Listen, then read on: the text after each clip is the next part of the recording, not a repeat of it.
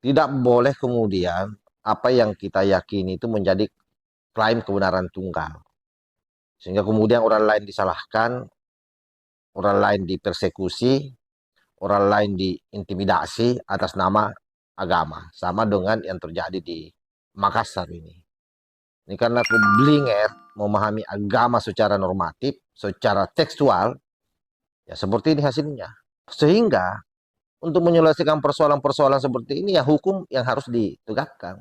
Hukum harus menjadi panglima, jangan hanya ini menjadi sekedar pidato para pemimpin-pemimpin di negeri ini. Assalamualaikum warahmatullahi wabarakatuh. Om Swastiastu, Namo Buddhaya, salam kebajikan.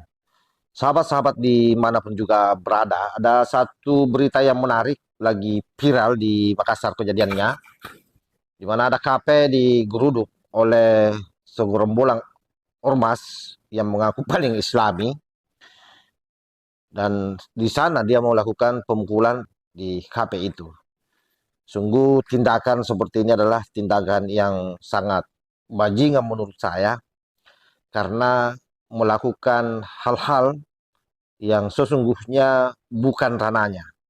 Tetapi itulah wajah Indonesia hari ini, betapa mudahnya tumbuh dan berkembang ormas-ormas yang intoleran. Oleh karena itu, apapun alasannya, saya kira polisi harus bertindak mengejar orang ini yang berperilaku barbar terhadap pelayan dan pengunjung. Ini di Detik News beritanya ya. Viral ormas boikot produk Israel geruduk kafe di Makassar. Pengunjung dipukul. Jadi yang dipukul adalah pengunjung. Jadi salah seorang pengunjung dipukul ya. Sejumlah oknum anggota organisasi kemasyarakatan atau ormas menggeruduk salah satu kafe di Jalan Andi Pangeran Petarani, Makassar, Sulawesi Selatan. Mereka juga memukul salah satu pengunjung.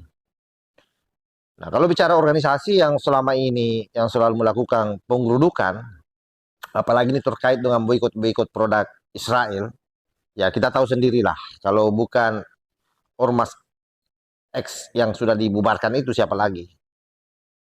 Karena dari aspek sejarah, mereka lah yang gemar melakukan hal tersebut. Siping-siping, seolah-olah bahwa dengan melakukan itu, keberislamannya akan semakin terakui.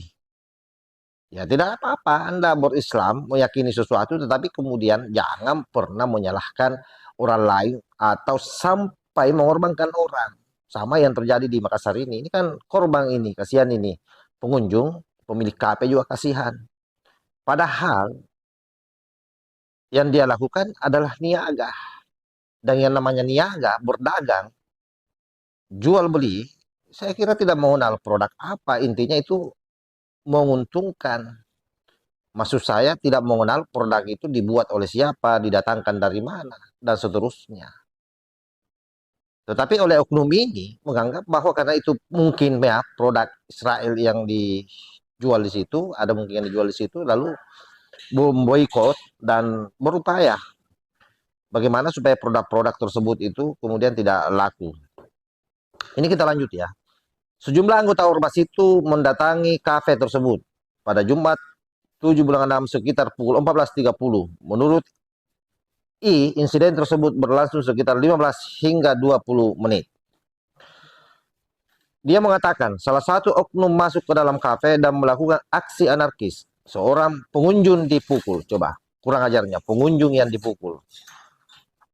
Karena itu sekali lagi, kalau sudah viral seperti ini ya harusnya polisi bersikap. Jangan dibiarkan para begundal-begundal itu bebas berkeliaran setelah melakukan aksinya. Sekalipun ini dia melakukan uh, pemboikotan terhadap produk Israel dan mereka merasa berjihad pasti itu. Tetapi kan konteksnya tidak tepat. Atau kalau misalnya tidak suka dengan produk Israel, ya tidak usah beli. Jangan kemudian merugikan orang. Korban bernama Padli mengatakan pelipis kiri sedikit sobek dan memar. Dia mengatakan ada oknum anggota ormas yang merekam video. Sehingga dia mau negurnya.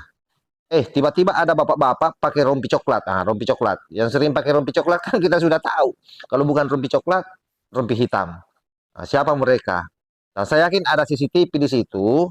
Jadi silakan Pak Polisi dan berharap si Padli ini yang merupakan korban untuk melapor ke polisi cepat. Jadi silahkan Anda melapor ke Polres setempat atau ke Polda Sulsel sehingga tindakan dari para begundal ini yang mengaku ormas paling beriman yang melakukan sweeping-sweeping terhadap produk-produk yang mereka tidak sukai ini cepat diamankan oleh polisi.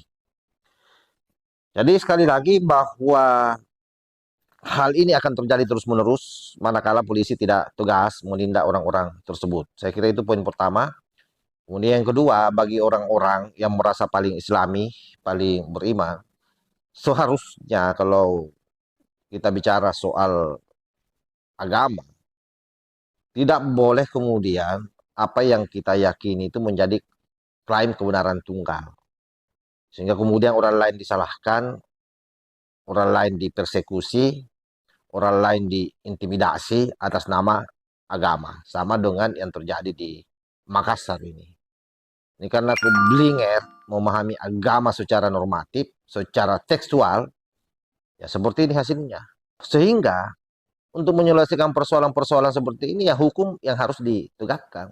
Hukum harus menjadi panglima, jangan hanya ini menjadi sekedar pidato para pemimpin-pemimpin di negeri ini dan pelaksanaannya sangat tumpul di lapangan.